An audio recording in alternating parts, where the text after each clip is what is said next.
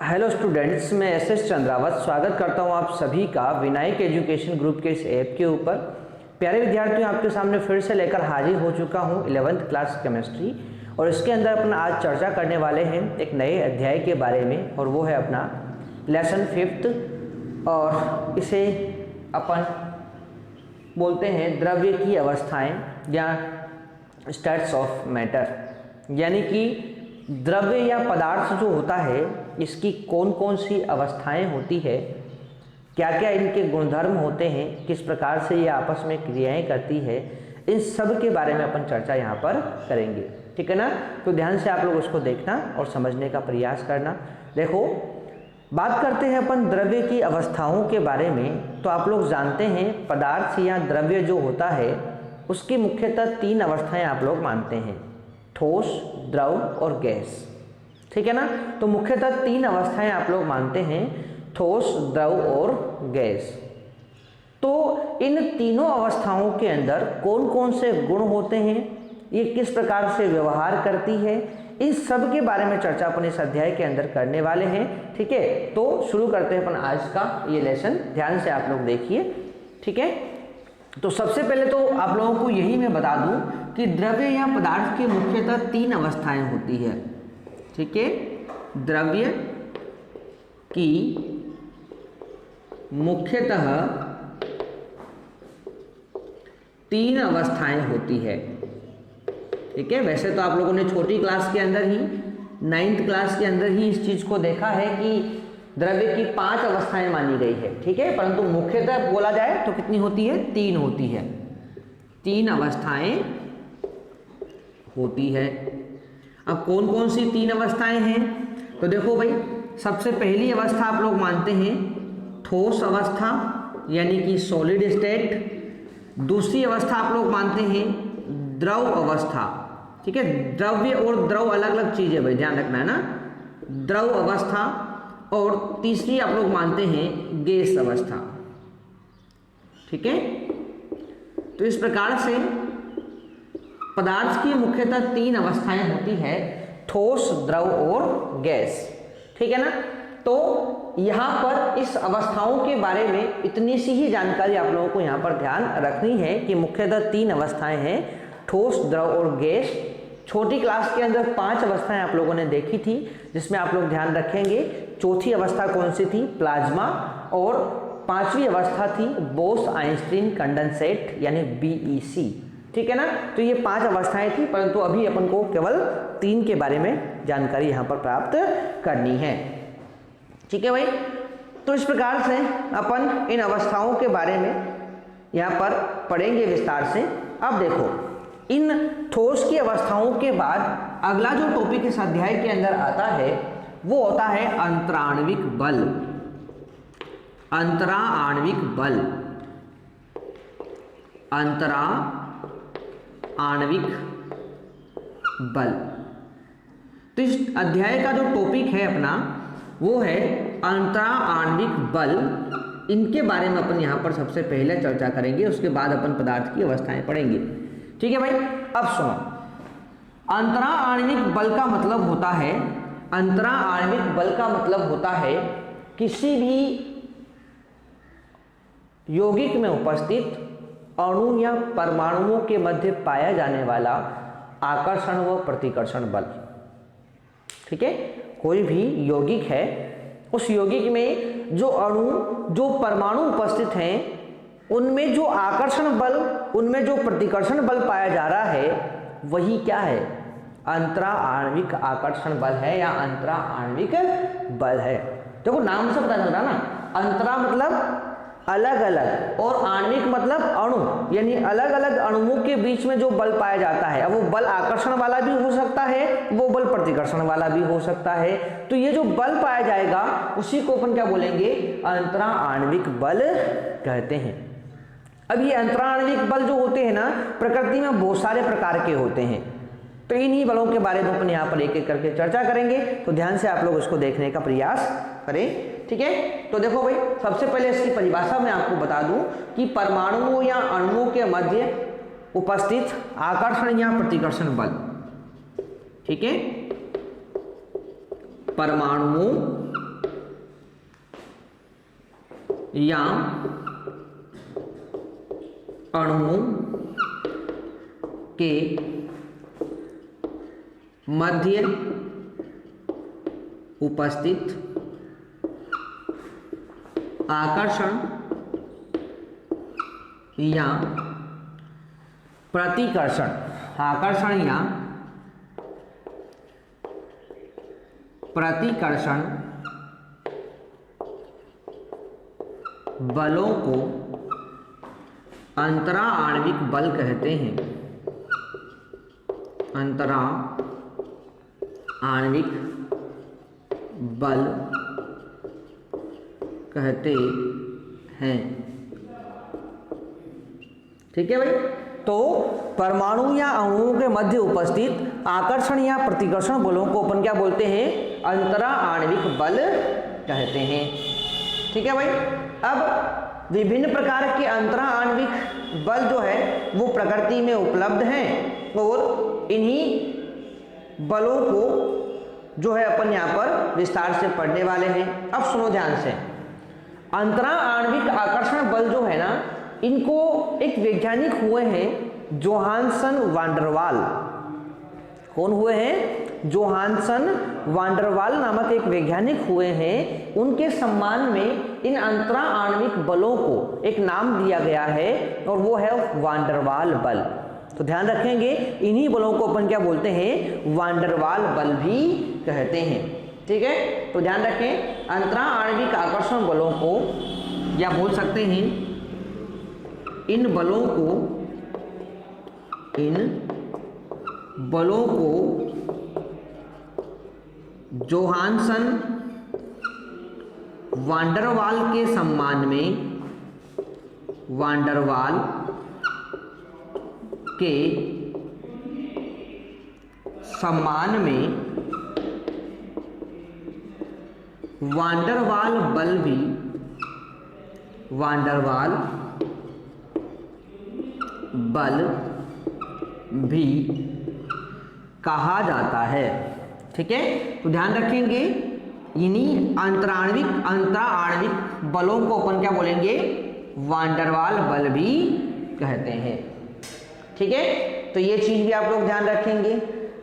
अब ये जो वांडरवाल बल होते हैं ये विभिन्न प्रकार के होते हैं जिनको अपन यहां पर पढ़ेंगे। तो देखो, वांडरवाल बल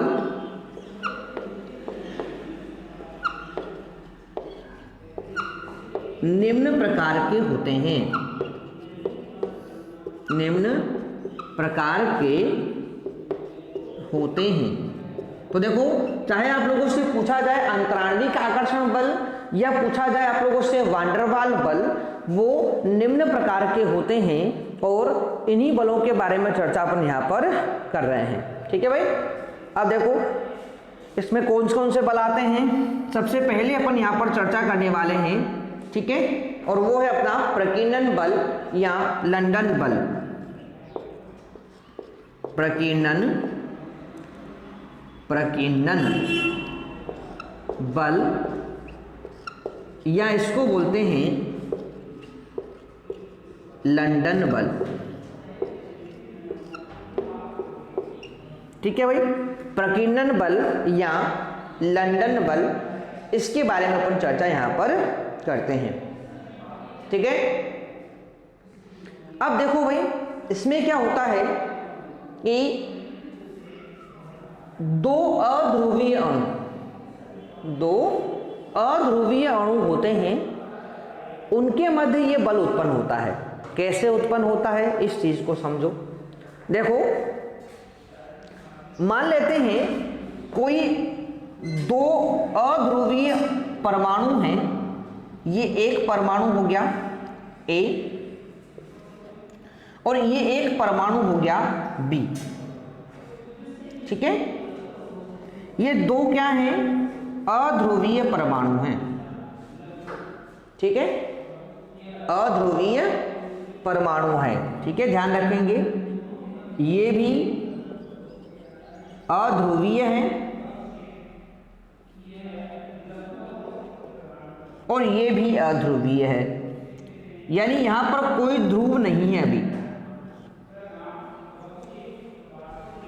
यहां पर कोई ध्रुव नहीं है, ठीक है ना। अब यहां पर क्या हुआ कि किसी कारणवश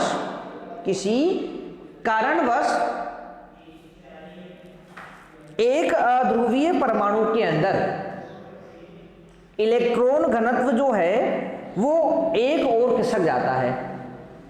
क्या हुआ कि किसी कारणवश इस ए परमाणु जो है ना, इसके अंदर जो इलेक्ट्रॉन घनत्व बिल्कुल बीच में था वो किसी और एक ओर, या मान लेते हैं दाईं ओर खिसक जाता है, यानी इसका इलेक्ट्रॉन घनत्व कहां खिसक गया, दाईं ओर खिसक गया।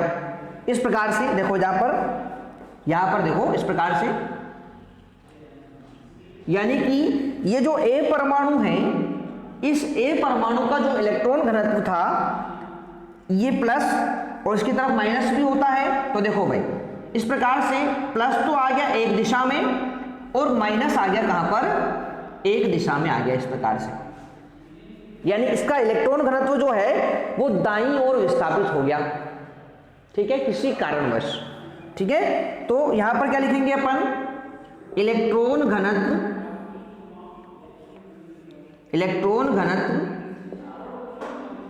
दाईं ओर विस्थापित हो गया, ठीक है भाई।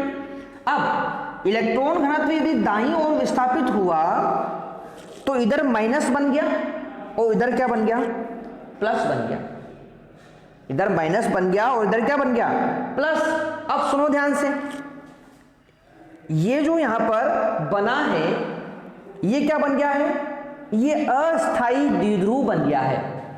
क्या बन गया है, अस्थाई द्विध्रुव का निर्माण यहां पर हो गया है, यानी दो ध्रुव यहां पर बन गए हैं। अब सुनो ध्यान से, ये जो चीज है ना ये पहले ऐसी नहीं थी, ये जो ए परमाणु था ये पहले अध्रुवीय था, मतलब इसके पास कोई प्लस माइनस नहीं था, परंतु किसी कारणवश इसका इलेक्ट्रॉन घनत्व दाईं ओर विस्थापित हुआ, मतलब यहां पर क्या उत्पन्न हो गया, यहां पर दो ध्रुव उत्पन्न हो गए हैं। तो ये जो बना है ना परमाणु, इसको बोलेंगे प्रेरित द्विध्रुव। क्या बोलेंगे इसको, प्रेरित द्विध्रुव। यानी द्विध्रुव पहले था नहीं, यहां पर दो ध्रुव यहां पर पहले नहीं थे, परंतु यहां पर क्या बन गया, अभी ये प्रेरित होने से द्विध्रुव बन गया है। अब सुनो, जब ये द्विध्रुव बन गया है तो ये द्विध्रुव का जो ऋणावेश होगा ये अपने पास उपस्थित इस बी परमाणु के, अपने पास उपस्थित इस बी परमाणु के इलेक्ट्रॉन घनत्व को अपनी ओर क्या करेगा, आकर्षित करेगा, ठीक है। तो देखो भाई इसका द्विध्रुव बनने के कारण क्या हुआ, इसका जो ये इलेक्ट्रॉन घनत्व है ना ये उस बी परमाणु के इलेक्ट्रॉन घनत्व को अपनी ओर क्या करेगा, आकर्षित करेगा।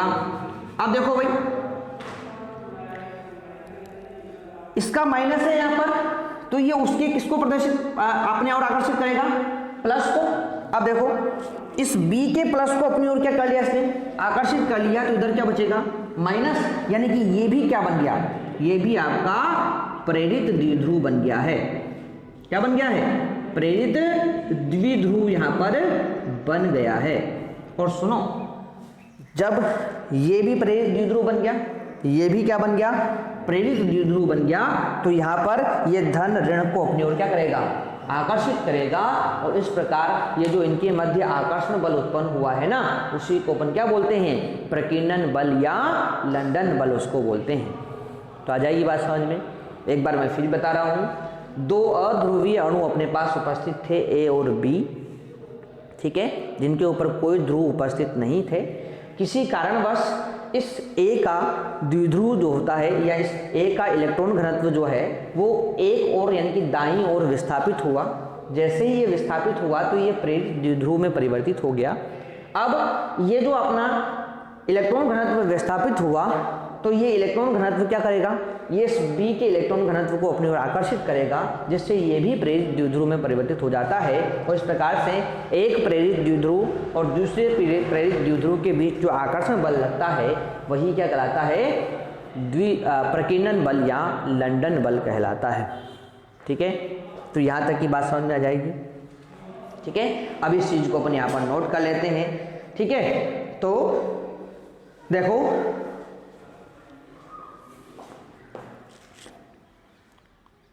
जब दो अध्रुवीय अणु या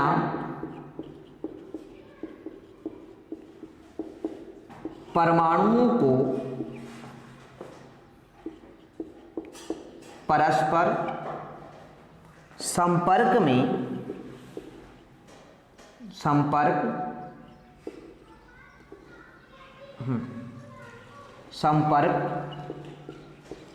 में रखा जाता है तो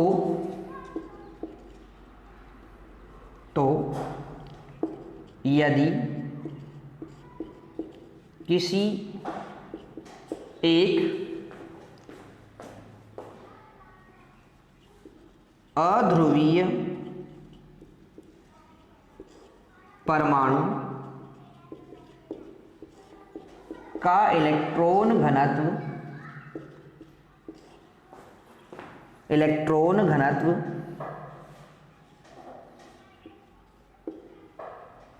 दाईं ओर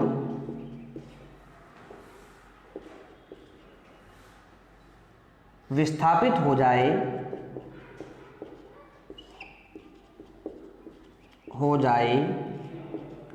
तो वह प्रेरित द्विध्रुव में बदल जाता है।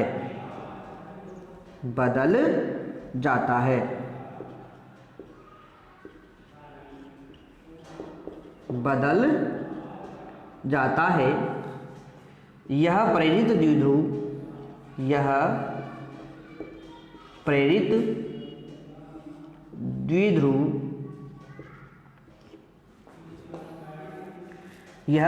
द्विध्रुव निकट स्थित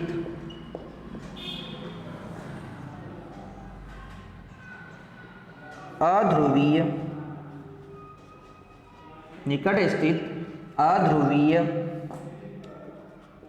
परमाणु के इलेक्ट्रॉन घनत्व को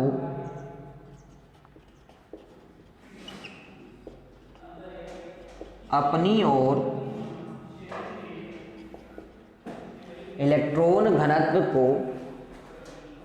ओर इसको थोड़ा सा अपन ऊपर लिख लेते हैं। ठीक है, इलेक्ट्रॉन घनत्व को अपनी ओर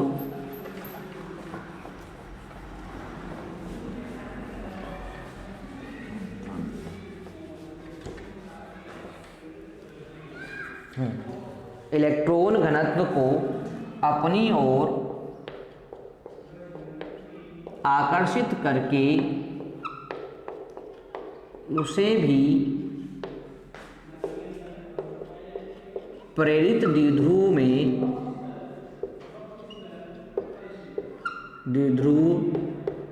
में परिवर्तित कर देता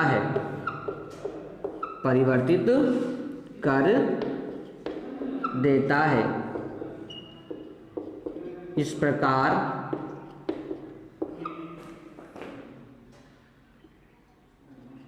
दोनों प्रेरित द्विध्रुवों के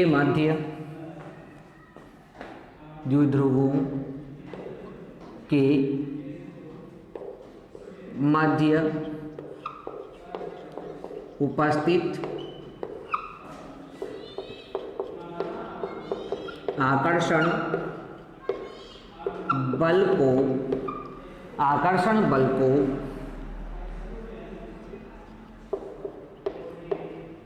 प्रेरित द्विध्रुव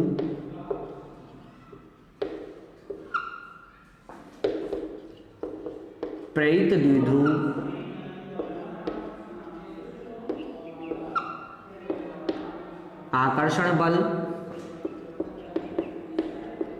आकर्षण बल या प्रकीर्णन बल या लंदन बल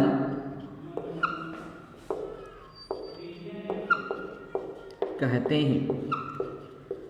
तो देखो भाई, ये था अपना प्रकीर्णन बल या लंदन बल, और इसी का एक और नाम अपने पास आ गया प्रेरित द्विध्रुव आकर्षण बल।